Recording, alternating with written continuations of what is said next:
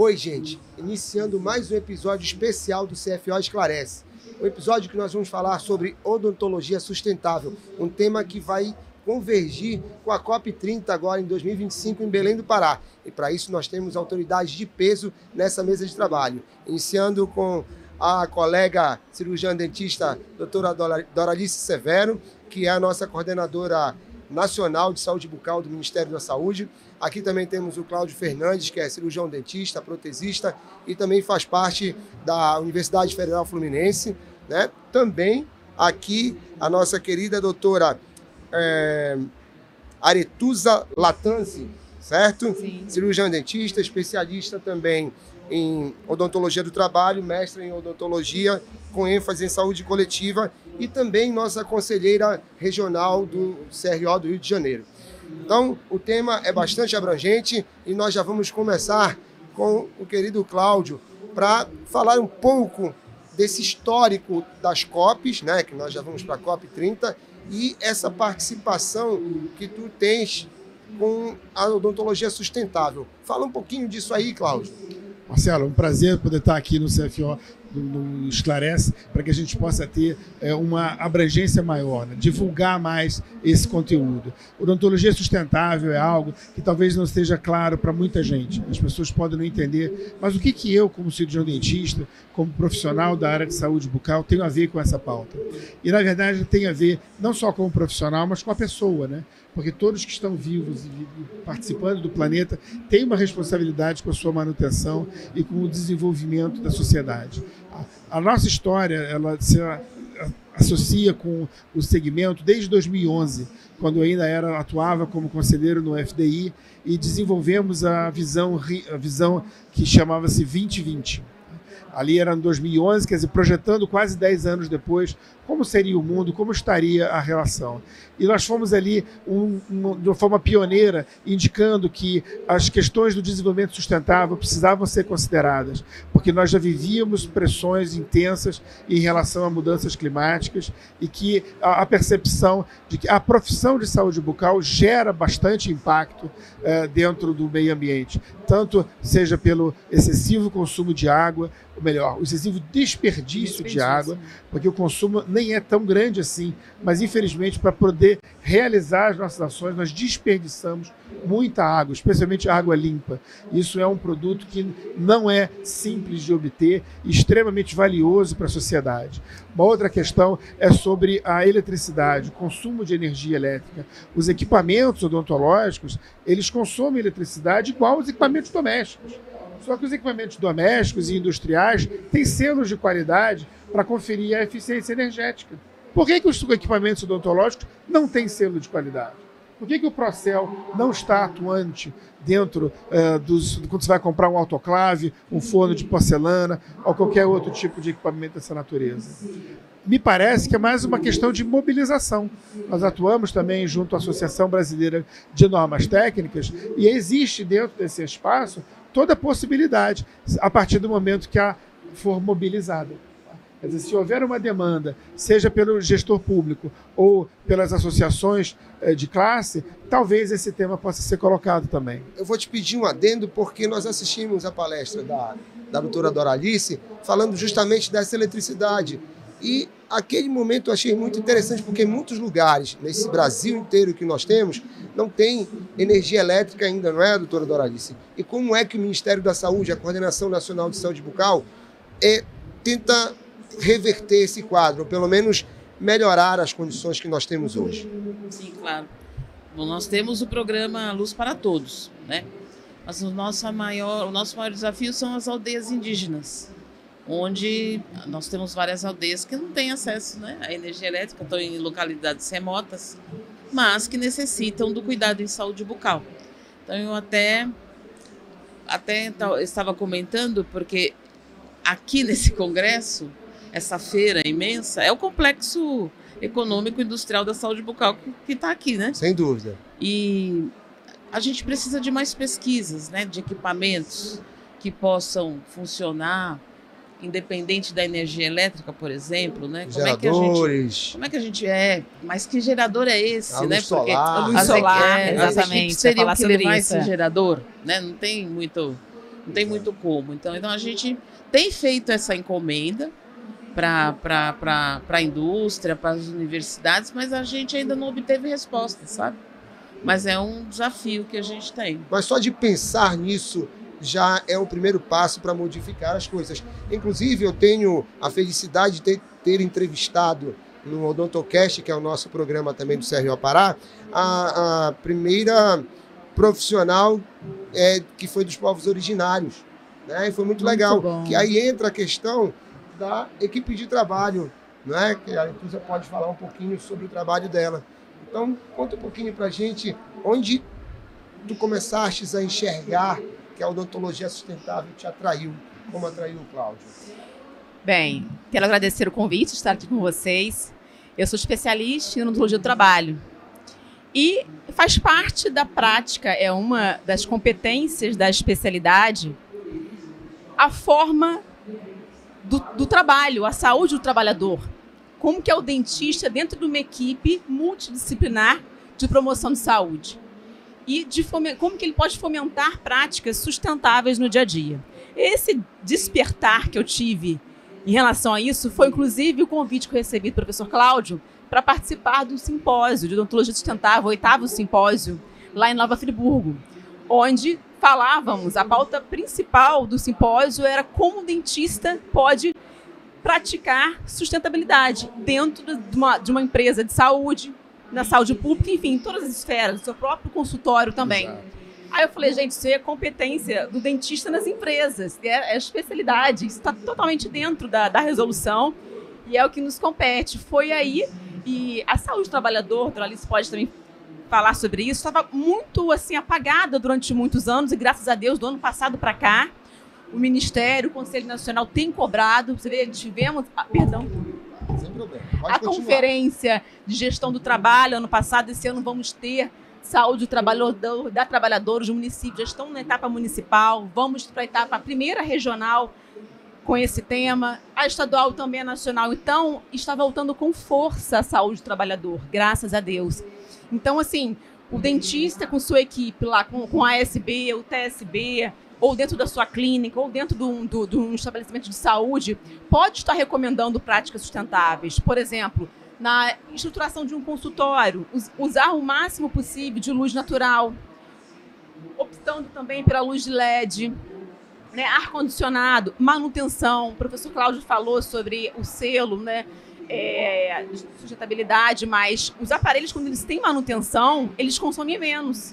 Então, essa vigilância é necessária periodicamente, não só a manutenção de emergência, mas aquele serviço periódico, isso ajuda. Ali a água ali no sugador o tempo inteiro ligada, utilizar somente quando realmente um procedimento for realizado e houver necessidade de se ligar ali o sugador, a papel ali para secar as mãos, podemos utilizar o vapor ali, né? Copinhos de plástico para bochecha, isso tudo.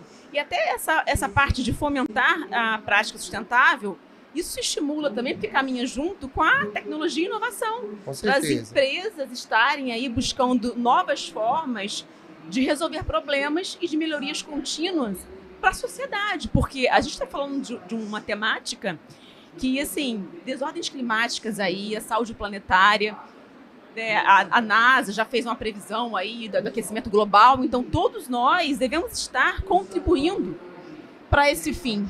Então é muito importante esse tema, a gente está falando sobre isso e fortalecendo. E quando falamos de sustentabilidade, não é só o meio ambiente, são as relações sociais também.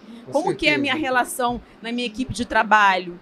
Como é que é a minha relação comigo? Se eu não tenho um bom relacionamento comigo, como que eu vou me relacionar com ali a minha equipe e também com o meu paciente, com o ser humano que está ali na minha cadeira no dia a dia? Aproveitando, aí eu volto a pergunta para o Cláudio sobre a questão do ambiente, né? Nós vamos trabalhar em cima de 4 eixos, que seria resíduo, né, o ambiente, a inovação e também a equipe de trabalho, que a Letusa complementou muito bem. Cláudio, em relação a resíduo, primeiro uma pergunta para ti específica, depois para a Doralice. Em relação a resíduo, principalmente o amálgama, fala um pouquinho dessa situação do amálgama hoje. Sabemos que tem aí Atualmente, 31% dos países ainda não tem essa capacidade e parece-me que a projeção da OMS é que até 2030, 90% dos países já não usem mais o amálgama. Confere isso? Então, essa questão ela está vinculada às decisões tomadas na Convenção de Minamata. A Convenção de Minamata é um tratado internacional que reúne centenas de países e o Brasil é consignatário, né? Desde 2017, aprovado no nosso sistema, internalizado no nosso arcabouço jurídico, as decisões tomadas na Convenção de Minamata valem no Brasil também. E o objetivo, na verdade, não é uma questão ligada ao amálgama, a questão é ligada ao mercúrio. É o mercúrio que é o alvo da Convenção de Minamata, não o amálgama. O que acontece é que os materiais que são produzidos com mercúrio, evidentemente, são afetados. E aí sim, nesse momento, que envolve a questão do amálgama dental. Então, a Convenção de Minamata ela tem dois tipos de atuação. O que eles se chamam de phase-out, que é a eliminação, a terminação, a proibição de uso, ou o phase-down, que é a redução, a eliminação gradativa sem uma data específica de finalização. É nesse segundo item que se enquadra o amálgama dental. Existem diversos pontos normativos, né? São 9 pontos normativos, e a última COP de Minamata, né? A COP 4, acrescentou um 10º item que fala sobre como é possível reduzir o nível de utilização de amálgama, seja através da gestão, por exemplo, acumulada de como você produz, né? Evitar o mercúrio na forma livre, pó e o líquido, onde você mistura num grau e pistilo ou num amalgamador. Hoje somente são permitidos as cápsulas, que são trabalhadas pontualmente. Um outro exemplo é como é importante você aumentar práticas de saúde preventiva, visando a não restauração, a não necessidade de ter o amálgama. É também um dispositivo ali da Convenção de Minamata. E mais recentemente entraram 2 novos elementos, que um é sobre a proibição, melhor, a redução de utilização em crianças, até 15 anos, e em gestantes. Então, esse tipo de dispositivo já está em vigor desde a COP4, que aconteceu em 2023, e ela deve ser seguida em todos os países. Um dos aspectos que nos preocupa muito, e conectando diretamente com a sua pergunta sobre resíduos, é que quando vai ser feita a instalação de novas restaurações de amálgama, você deve cuidar que os resíduos não sejam colocados em qualquer lugar, não sejam dispensados, muito menos na cuspideira, ou em bombas a vácuo, em sucção, e não sejam colocados no lixo sólido. Eles sejam reservados e colocados de forma que possam ser trabalhados. Recipiente inócuo. O ideal, naturalmente, seria a utilização de separadores de amálgama, porque eles vão reter todos esses resíduos ali antes de chegarem a uma rede fluente, onde chegasse a um tipo de descarte, né? Porque ali você consegue uma barreira em cada local e evita, então, que mesmo nos momentos de remoção de amálgama, onde muito do resto de amálgama é triturado pela broca, aquela lama que é formada acaba descendo realmente pelo sugador e poderia ser barrada nos separadores. Legal. Antes de eu passar a pergunta para a doutora Doralice, tem uma questão também de resíduo do petróleo, que muitos dos jalecos de TNT também, eles são de EPI, os EPIs de TNT, são produzidos através da origem do petróleo. Explica um pouquinho para a gente também sobre isso, como poderíamos provocar, fomentar a indústria a fazer alguma coisa diferente em relação a isso. Essa é uma questão muito interessante, doutor Folha, porque os EPIs, né, que são chamados, aí, o conjunto de equipamentos de proteção individual, descartáveis principalmente, máscara, gorros, capotes, luvas, etc., eles constituem essencialmente o material que é utilizado, é o plástico, né? São plásticos de diversas naturezas, principalmente o polipropileno, são trabalhados pela indústria petroquímica para a produção do TNT, né? É o mais importante elemento de produção aí desses materiais. E, infelizmente, como ele não tem esses materiais descartados, infelizmente, eles não têm valor de mercado para a reciclagem e acabam custando excessivamente para poder descartar. Seria muito interessante se a indústria petroquímica pudesse ser estimulada a desenvolver novas alternativas, através de processos inovadores mesmo, onde reduzisse o potencial poluidor desses materiais. 8% de todos os plásticos do mundo são destinados à EPI. É assustador o volume que isso tem no mundo inteiro. São milhões de toneladas de gorros, máscaras e luvas que, infelizmente, acabam indo parar no mar mesmo. Agora, pegando esse adendo, a doutora Doralice, por favor, se tem já algum tipo de pensamento em ação para todas esses EPIs do Sistema Único de Saúde, né, que são utilizados, e também do amálgama, porque quando nós falamos em amálgama, em resíduos de mercúrio, nós temos a questão do Sistema Único de Saúde para fazer restaurações dentárias nesses pacientes, e que seria com RT, né, ou com ionômero de vidro. Como tem hoje o pensamento voltado do Ministério da Saúde para essas situações pontuais que foram faladas, pelo menos dos EPIs e do amálgama? Bom, o Brasil ele é, de fato, signatário da Convenção de Minamata. Na COP4, o Brasil concordou com essa a redução da utilização em crianças, lactantes, idosos. Então, nós temos uma nota técnica sobre isso. O Sistema Único de Saúde, ele é o que mais emprega e é o único sistema público no mundo que oferece cuidado integral em saúde bucal, né? Então, nós permaneceremos em phase down, nós não faremos phase out. Nós estamos em phase down já há algum tempo, né? Temos um relatório a ser entregue na convenção, na COP5, acho que vai acontecer esse ano, né? E lá nós temos, firmamos um compromisso na COP4 de entregar um relatório na COP5, né, sobre, por exemplo, os cirurgiões dentistas com mais idade que usavam mercúrio vivo, né? Nós tínhamos amalgamadores onde você mesmo colocava a limalha e você comprava um vidrinho, né, de mercúrio vivo, né? Então, essas pessoas que têm mais idade, nós vamos fazer uma pesquisa, na verdade, né, uma amostra bastante importante, para ver o quanto de contaminação esses trabalhadores têm, né, com a relação à utilização do amálgama. Hoje, nós utilizamos o amálgama em cápsula, né? Há locais onde ele é a única solução, ou então é a extração. Então, nós não vamos mutilar ainda mais a nossa população, né? Só quem já foi mutilado é que pode comentar sobre isso. E é necessário também a gente pensar, né, em alguma coisa que substitua, algum produto que substitua.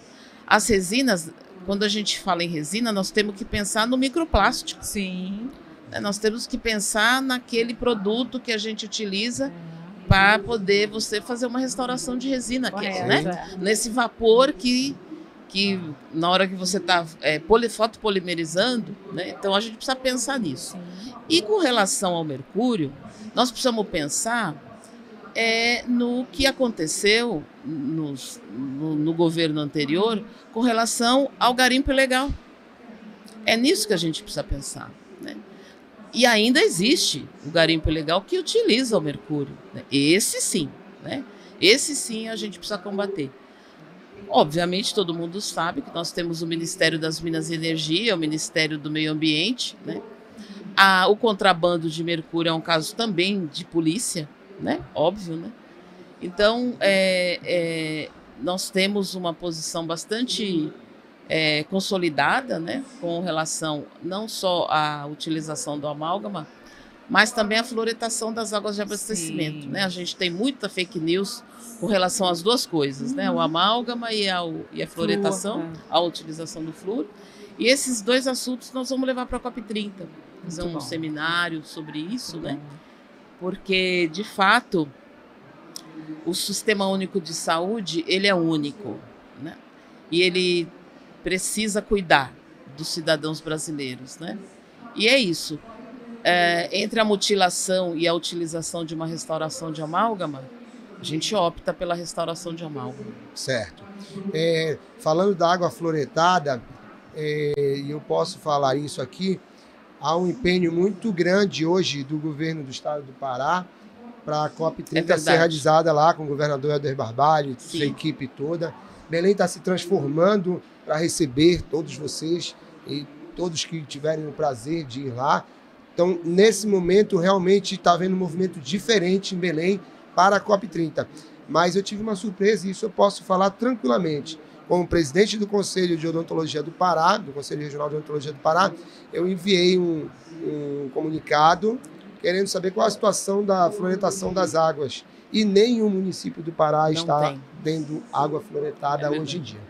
O que para nós é um problema muito sério, porque nós temos um grande índice de cárie dentária ainda. Eu mesmo tenho um programa social chamado Sorrisos Ribeirinhos, que eu fui a campo nas ilhas no entorno de Belém e temos um agravante muito severo. Por quê? Porque não é só água fluoretada das cidades que têm estação de tratamento de água, mas nós temos muitos rios em volta, e esses rios é onde os ribeirinhos fazem suas necessidades fisiológicas e a água que eles consomem também, muitas vezes é só fervido ou alguma coisa nesse sentido, que aí enxagam a boca.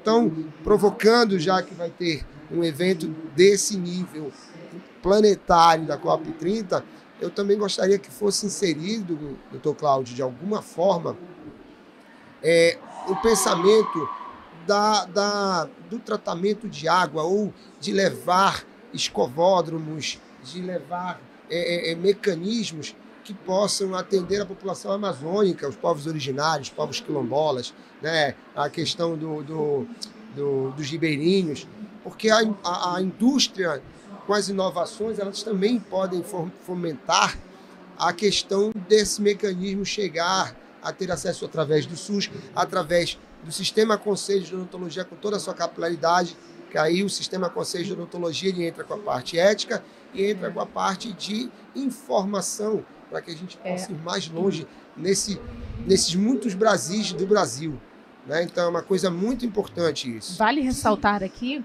que a prática sustentável, sustentabilidade e tudo que envolve, né, as práticas de ESG, que não é só meio ambiente, é o social, são as relações, são questões éticas.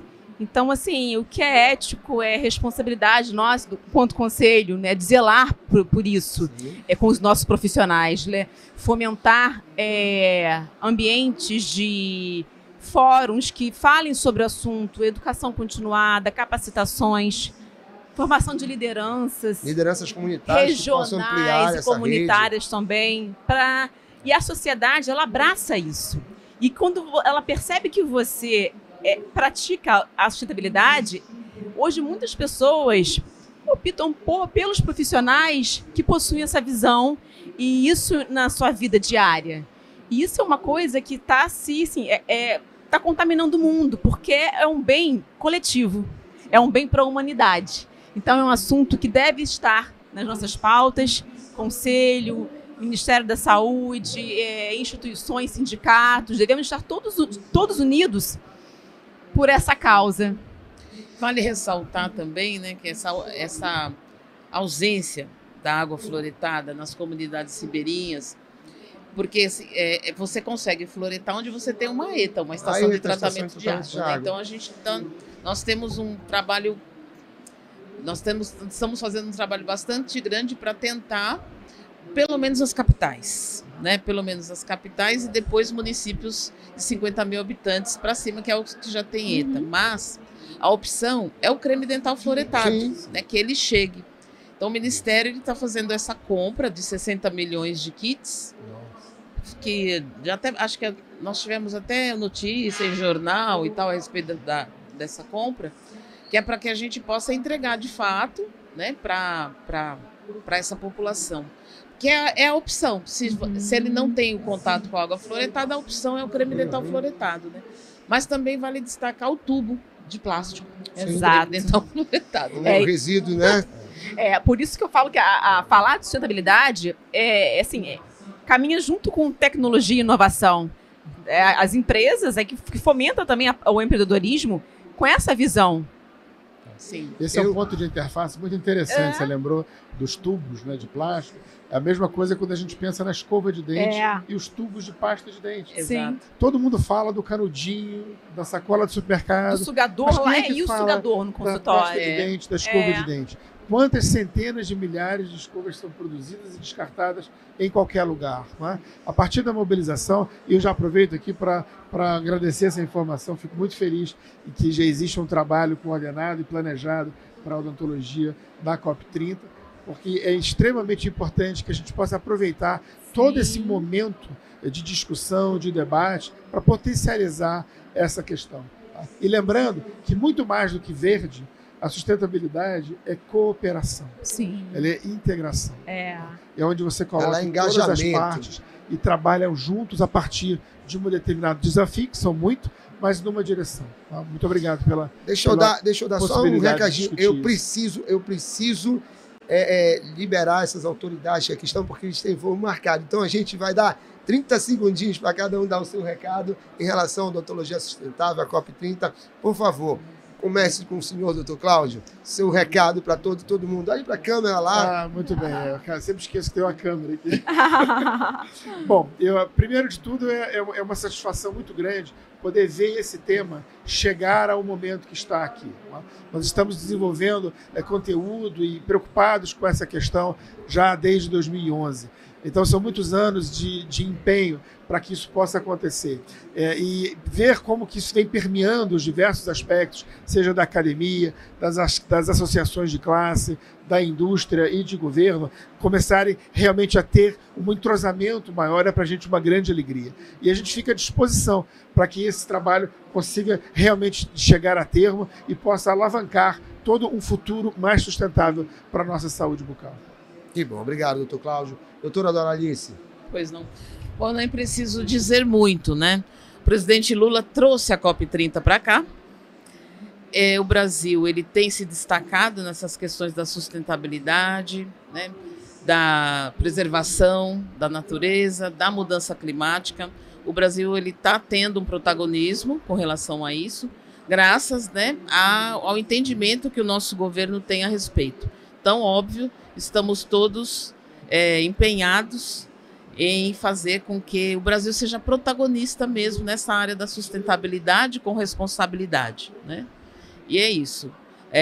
O nosso governo tem essa missão, tem essa responsabilidade que o nosso presidente, o presidente Lula, já assumiu e várias vezes, e a COP30 é a prova disso, né? Da intenção que a gente tem de melhorar a vida das pessoas, a vida dos brasileiros, preservando o que a gente tem, a nossa natureza, a Amazônia, terminando com o garimpo ilegal, com essas coisas que tanto fazem mal para o nosso país. Com certeza. Muito obrigado. Doutora Aretusa, suas considerações finais, por favor. Sinto-me extremamente feliz em estarmos aqui juntos em um bate-papo intersetorial. Isso nos fortalece a pauta. E dizer que fomentar esse assunto da sustentabilidade é zelar pela ética odontológica. Eu fico muito feliz em ver a odontologia inserida na agenda e estaremos todos juntos em Belém do Pará, na COP30, com esse assunto tão importante. E que sejamos multiplicadores em nossos territórios desse assunto, formando liderança sempre e fortalecendo esse tema que é um bem coletivo, é saúde coletiva, é o que o professor Cláudio colocou muito bem. É pensar da saúde de forma integrada, não de forma cartesiana. Estamos inseridos no ambiente, única, né? Exatamente, e sustentabilidade é ergonomia. Sustentabilidade é agir com ética conosco, na nossa prática pessoal, profissional e nas nossas relações. Então, zelar pela sustentabilidade é zelar pela ética odontológica. Obrigado. Pessoal, Odontologia Sustentável, COP30. Eu sou Marcelo Folha, presidente do Conselho Regional de Odontologia do Pará. Abracei essa causa. Pode contar conosco. Aperte a minha mão, doutor Cláudio. Conte conosco, doutora Doralice. Estaremos em Belém aguardando pela senhora também. Tá? Obrigada. Foi muito bacana, doutora Arituza, e dizer para todos, com ética, com responsabilidade, com seriedade, transparência, honestidade, nós vamos levar muito mais ações que possam fazer a odontologia ficar a melhor e mais valorizada odontologia do mundo, como é o lema do Conselho Federal e do Conselho Regional de Odontologia em todo o Brasil. Um abraço a todos e fiquem com Deus.